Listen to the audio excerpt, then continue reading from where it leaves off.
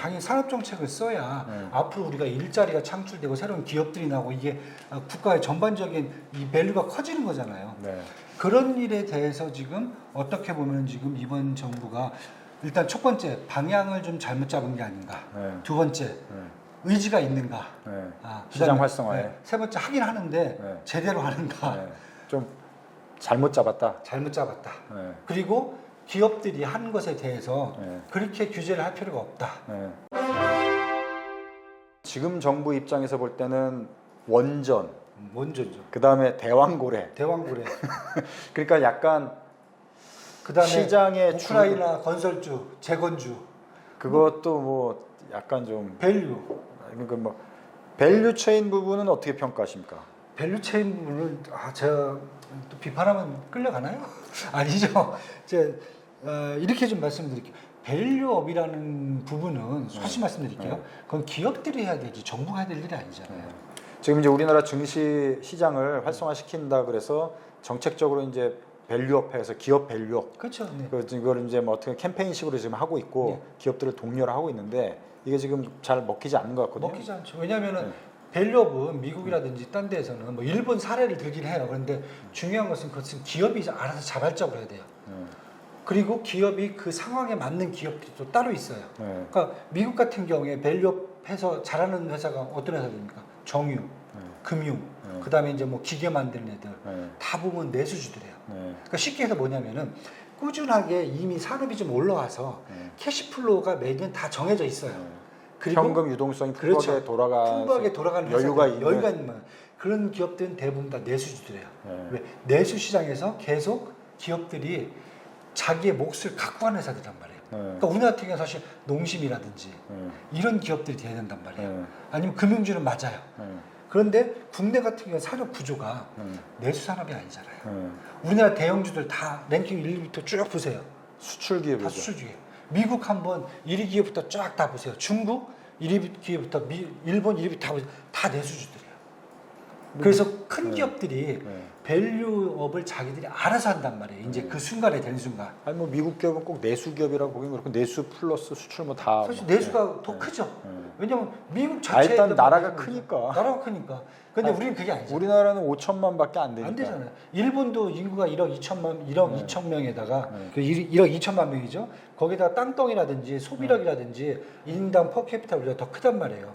그러니까 1억 2천 만 명 곱하기 이제 4만 3천 달러잖아요. 4만 3천 달러는 그 소비시장하고 5천만 명 곱하기 3만 7천 달러 하는 소비시장이 같습니다 이거죠. 그러니까 이제 이박이 보는 시각은 기업 밸류업 프로그램이 일본이 이제 했던 걸 보고 우리도 이제 약간 벤치마킹 해가지고 쫙쫙 하면은 시장이 좀 활성화에 도움이 되고 부스터 역할을 할 수 있겠다 해서 했는데 살짝 반짝하다가 그쵸? 지금 지지부진해졌는데 그거는 우리나라 산업 구조 자체가 그렇게 되기는 어렵다. 어렵죠. 시장 자체 사이즈도 좀 다르다. 수출 기업들은 언제 어떻게 충격을 받을지 몰라요. 그러니까 항상 위험 리스크를 감수하는 항상 걸 준비를 해야 되는 거죠. 항상 돈이 쌓여 있어야 되는 애들이에요. 이거 털어내면은 제가 봤을 때는 외부 충격 오면은 그 회사는 사라져 버려요. 현대차도 뭐 지금 자동차 엄청 잘 팔고 뭐 좋다고 하지만 항상 수출 리스크가 그럼요. 있죠. 국내 자동차 몇 개나 팔겠어. 삼성전자도 마찬가지고. 옛날 노키아 한번 보세요.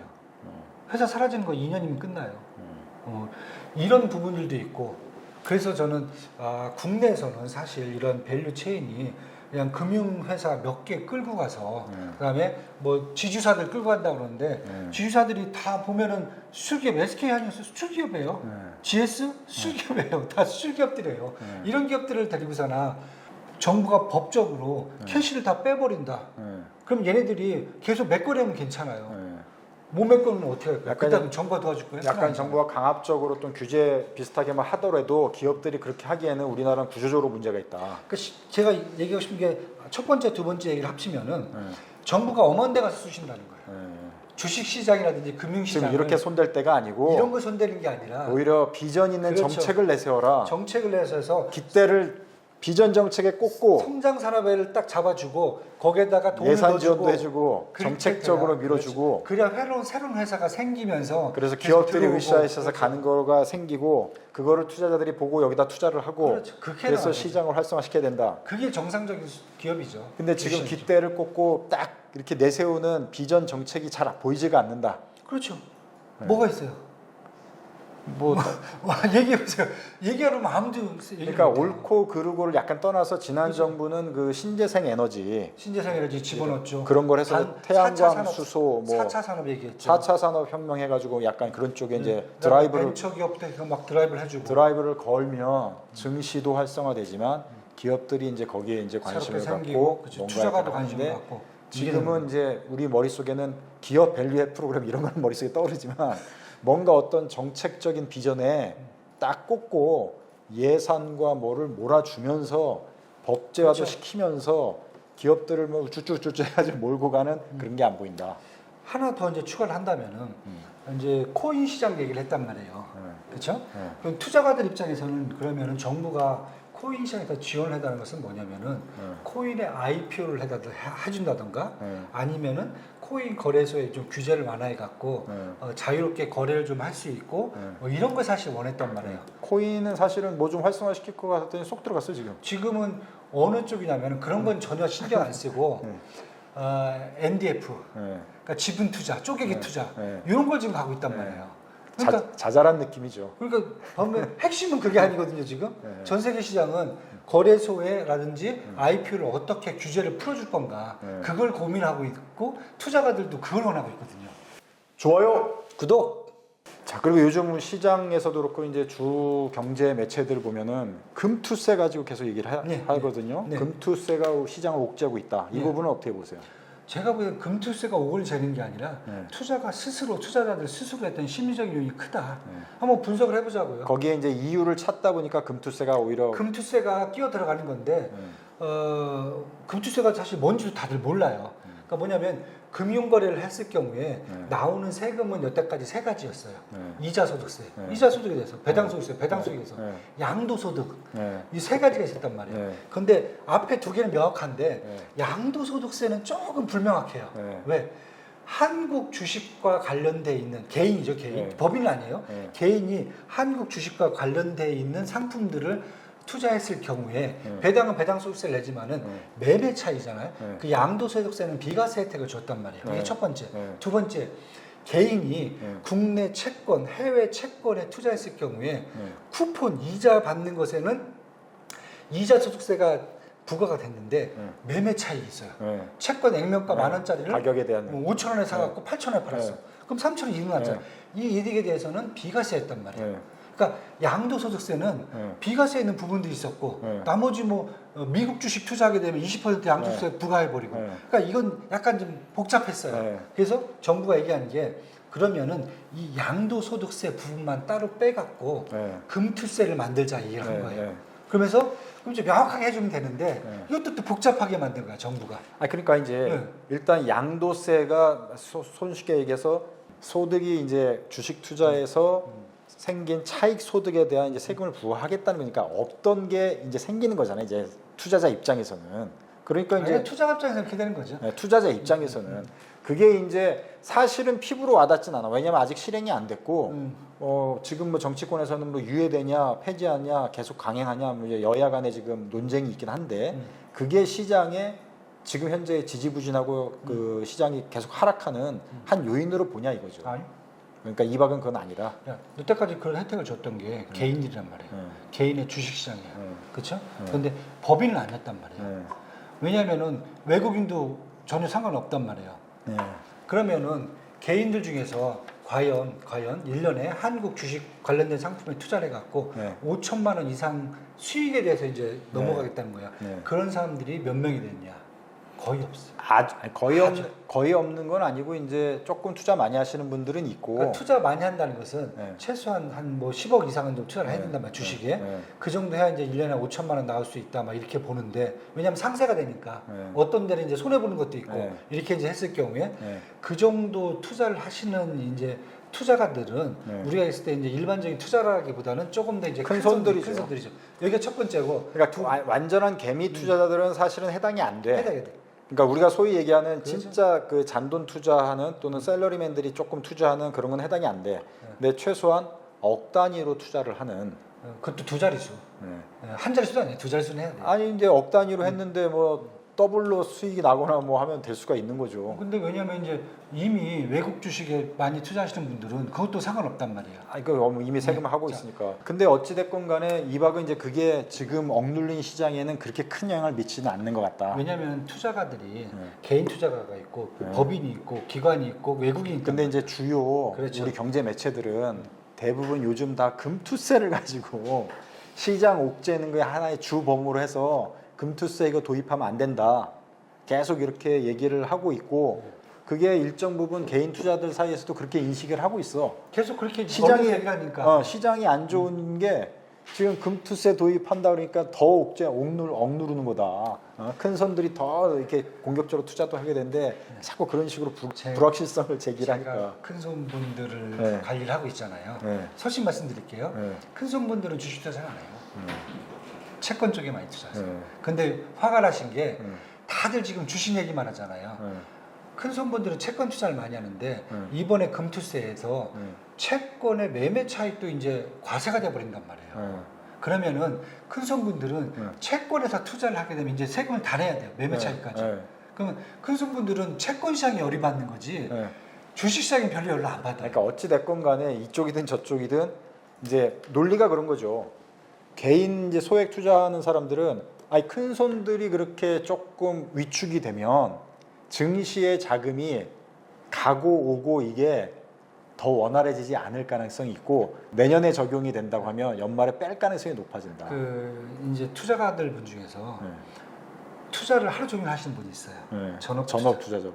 사실 그런 분들이 더 제가 봤을 때는 심리적으로 더 싫은 거죠. 아니 그러니까 이게 그렇게 되니까 그 사람들은 VIP들이 아니에요. 그러니까 그렇게 되면 자연스럽게 나도 악영향을 받지 않을까라는 그런 식의 계산을 해보는 거죠 사람들. 그러니까 심리적이라는 거죠. 그래서 그러니까 심리가 지배하는 게 일정 부분 뭐 이게 주 변수도 아니라고 저도 보지만 약간의 영향은 좀 있는 것 같다. 네.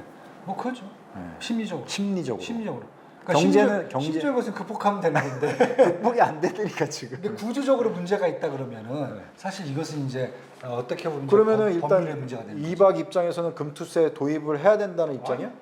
뭐 하든 말든 전 상관없다. 하든 말든 시장에는 그렇게 큰 네. 변수는 아니다. 큰 변수는 아니다. 어차피 시장에 거의 국내 시장, 금융시장 전체를 놓고 본다면은 거의 70%가 기관하고 외국인이란 말이에요. 근데 저도 이제 금투세 부분은 뭐 민감하게 저도 생각하진 않아요. 근데 다만 국내 이제 시장에 참여하고 있는 제가 알고 있는 큰 손들, 그 다음에 저는 뭐 고객들이 아니니까 제가 알고 있는 큰 손들, 그 다음에 시장에 참여하는 일반 개인들의 어떤 심리적인 영향 네. 그런 거에 이게 조금 악영향을 주는 요소가 있기 때문에 네.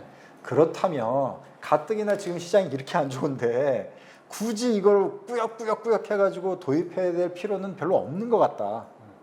뭐 그럴 수도 있고. 네, 아니 도움이 안 되니까. 도움 안 될 수도 있고. 근데 이게 이렇게 해가지고 정부 세수에 엄청난 도움이 되냐? 제가 볼 땐 그것도 아니야. 여기서 세금을 해봐야 큰 돈도 안 돼. 제가 볼 때는. 그렇죠. 정부 입장에서. 네, 그럼요. 오히려 정부 입장에서 큰 돈을 내게 하려면은 투자를 활성화시켜가지고 진짜 투자가 일어나서 거기서 자연스럽게 세금이 가고 거기서 큰 소득이 일어나서 거기서 양도세를 받아가는 게 훨씬 낫고. 양도세 세금을 갖다 받아간다. 아니 부동산 부분. 부동산 얘기죠. 부동산은 거래도 있고 양도세도 있고 모든 게 있잖아요. 그러니까 지금 부동산 같은 경우는 거래도 안 되잖아요. 지금. 근데 중요한 것은 이제 개인 주식을 하는 사람 입장에서는 그런 느낌이고 반대로 정부는 형평성을 얘기하는 거예요. 왜 매매 차익만 그럼 비과세를 주냐? 그럼 차라리 배당소득세를 만약 예를 들어서 비과세를 해준다. 그다음에 양도 차익은 과세를 한다. 그러면은 배당소득세 비과세를 해준다 그러면은 어떻게 보면은 밸류업이 엄청 급등할 수가 있어요. 반대로. 그다음에 아니면 이자 소득세를 준다. 배당의 메리트를 확 올려가지고. 그럼 이자 소득세에 대해서는 그럼 비과세를 주고 양도 소득세는 한다 그러면은 은행에 있는 예금 있잖아요. 예금들이 엄청 늘어날 수가 있어요. 그러니까 자 이렇게 생각해 보자는 거죠. 그러니까 정부에서 입장 얘기하는 것은 사실은 그렇다고 미국이 그러면은 비과세 혜택을 주느냐? 그건 아니거든요. 양도소득세는 무조건 다 과세가 돼 있어요. 부동산도 마찬가지잖아요. 부동산은 더 웃긴 게 양도소득에 대해서 누진으로 때려버리잖아요. 생각해보세요. 그러면 야, 부동산도 그러면은 비과세 혜택 달라. 아니 그건 아니지. 그렇잖아요. 그런데 다 그러니까 정부 입장에서는 그거예요. 다른 쪽에서 봤을 때 형평성 입장에서 해달라. 그거 그렇죠. 이제 부동산 쪽에 이제 양도소득세 관련해서 하면은 이제 제가 또 얘기하면 이제 복잡해지게 여러 가지 있는데 그거는 이제 차치하고요. 자 일단 증시로만. 그러니까 결국 이거예요. 네. 자 어디든지 시장을 네. 부스팅 해준다. 네. 그러면 비과세 혜택 주면 돼요. 네. 근데 다 주면 되지. 그 어찌됐건 그렇게 이박이 볼 때는 금투세 부분은 이 시장을 억누르는데 이게 큰 결정적인 요소는 아니고 정책 비전을 제시해야 된다.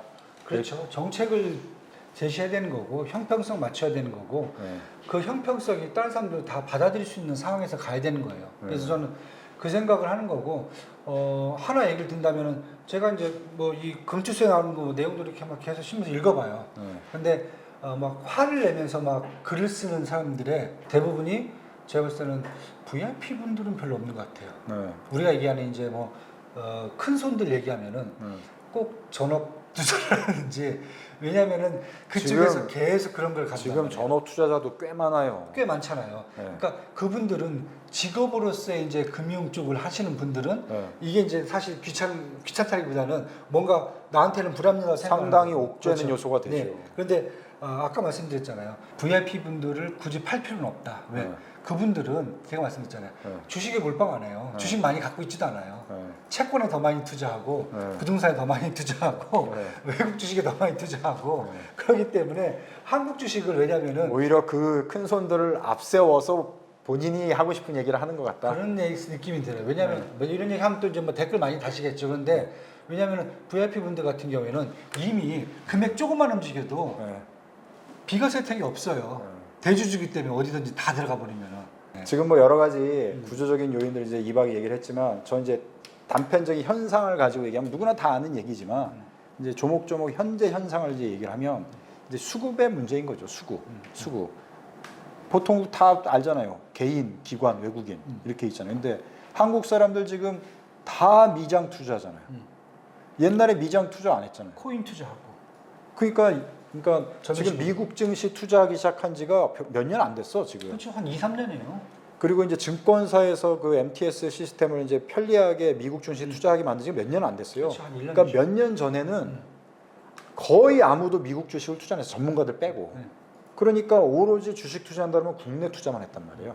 그러니까 가두리 안에 자금이 다 있었고 그 다음에 2030 MZ 세대들이 새로 증시 투자한다고 이제 계좌 개설하고 그러면은 당연히 국내 투자 먼저 시작을 해서 국내 증시 자금이 불어나는 효과가 생기죠. 그리고 외국인들도 한국에 투자한다 그러면은 당연히 이제 플러스가 되는 거고. 근데 미국 증시 투자가 활성화되고 증권사들이 또 서비스를 편리하게 하고 또 경제 매체들 또 경제 방송들이 하루 종일 미국 증시 뭐 저희도 물론 이제 그 정보를 전해드리면 엄청난 정보를 쏟아내잖아요. 저도 아침마다 하고 있잖아요. 방송. 그러니 한국의 웬만한 투자자들이 큰 손은 물론이고 다 미국 증시에 투자를 하니까 한국에 투자할 돈이 씨를 말렸어. 거기에 플러스 외국인들은 거꾸로 한국에 투자를 안 해. 안 하죠. 그럼 미국에 투자해서 한국에 안 와. 아시아에 있는 다른 외국인들도 잘 투자를 안 해. 근데 최근에 증시가 쭉 빠진 거 보면 순전히 외국인들의 매도세가 엄청난 거예요. 맞아. 그리고 외국인이 던지니까 우리나라 증시를 이거 견뎌낼 수가 없어. 개인들은 지금 매수를 계속 하고 있어요. 저가 매수해가지고 요 며칠 계속 보면. 근데 개인들이 사는 거에 대비 외국인들이 던지는 물량이 더 크기 세죠. 때문에 이거를 감당을 할 수가 없는 거예요. 근데 이런 현상이 지금 벌어지고 말 거냐 아니라 제가 볼 때 이게 장기화, 그러니까 지금 극복해서 다시 시장은 또 좋아지겠지만 구조적으로 계속 이런 식으로 갈 가능성이 상당히 높지 않나. 당연하죠. 지금 한국 주식시장이라든지 금융시장 파이가 커지질 않아요. 그러니까 유동성이 계속 유입이 돼야 되는데 들어오질 않아요. 나가는 새는 나가죠. 강한데 들어오는 새가 약해. 그러면은 아까 방금 전에 말씀하셨잖아요. 뭐 개인 요즘 이제 젊은 친구들은 하루 일과가 MZ세대들은 칼퇴근이잖아요. 시간 넘었다가는 바로 고소하니까 노동부에. 그러니까 6시면 딱 퇴근한대요.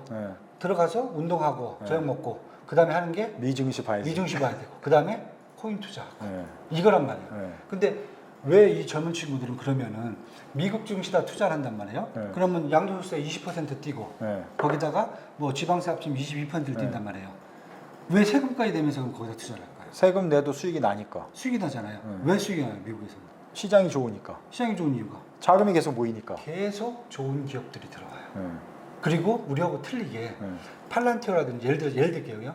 팔란티어라는 회사가 하나가 있어요. 회사가 이 회사 같은 경우에는 계속 커간단 말이에요. 눈에 보인단 말이에요. 정부 지원도 받고. 그러니까 하나를 투자하면은 이 회사가 앞으로 한 5년, 6년에 이제 이러한 그 밸류에이션들이 눈에 다 보인단 말이에요. 너무 투자하기가 좋은 거예요. 그러니까 아까 제가 첫 번째 단계 그 말씀을 드렸잖아요. 국내에서는 과연 그런 기업들 지금 나오고 있느냐? 없잖아요. 다시 그래서 되돌이표로 해서면 정책 비전이 필요하다. 그게 필요한 거죠. 미국은 지금 그런 기업들이 계속 지금 그리고 IPO를 통해서 굉장히 우량한 기업들을 계속 새로운 뉴 페이스들을 끌어올려야 될 거 아니에요. 그렇잖아요. 근데 이게 IPO 요즘 한 달에도 뭐 눈에 띄는 게 별로 없어. 그러니까 결국 투자가는 이거예요.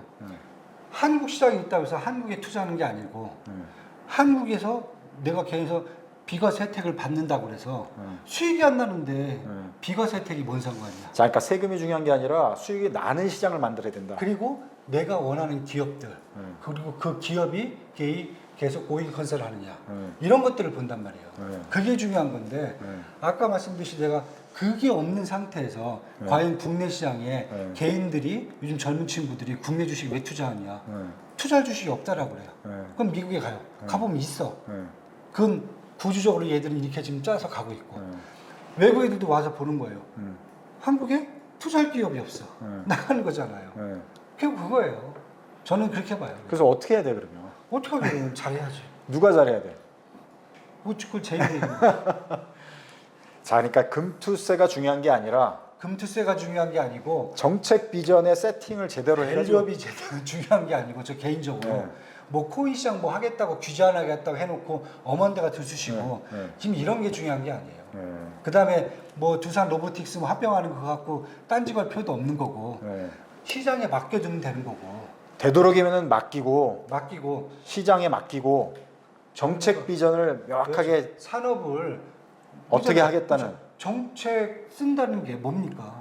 정부가 뭐 개인 소비 정책도 쓰겠지만은 당연히 산업 정책을 써야 앞으로 우리가 일자리가 창출되고 새로운 기업들이 나고 이게 국가의 전반적인 이 밸류가 커지는 거잖아요.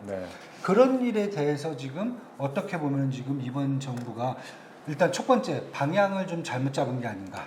두 번째 의지가 있는가. 시장 활성화에. 세 번째 하긴 하는데 제대로 하는가. 좀 잘못 잡았다. 그리고 기업들이 하는 것에 대해서 그렇게 규제를 할 필요가 없다.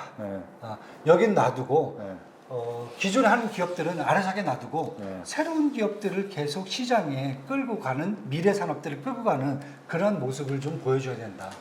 그래야 시장이 오를 수 있지 않을까라는 생각이 듭니다. 그러니까 이제 우리 투자 박사 이박 중심의 우리 투자 박사에서는 금투세보다는 금투세도 뭐 중요한 이슈긴 하지만 이 시장의 구조적인 문제, 정책 비전 세팅을 좀 제대로 해서 시장을 활성화시키는 장기적인 비전을 좀 제시하고 기업들이 마음껏 기업 활동을 펼칠 수 있는 그런 장을 만들어주는 게 투자 시장을 활성화시키는 데 가장 키포인트다.